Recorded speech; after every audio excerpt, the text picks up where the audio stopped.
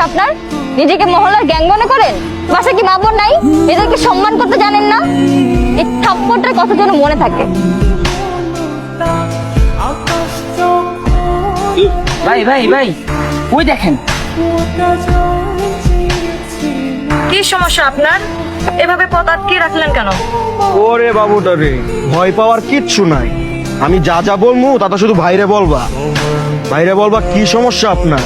নিজেরা কি মহল্লার গ্যাং মনে করেন? মহিলাদেরকে সম্মান দিতে জানেন না? আপনার পাশে কি মা বোন নাই? হাত পরে কথা যেন মন থাকে। ভাইরে বলো বলো বলো, ভাইরে বলো। কেন আমি এই কথা বলবো? কেন? ভাই বলতে বলতে তাই বলবা?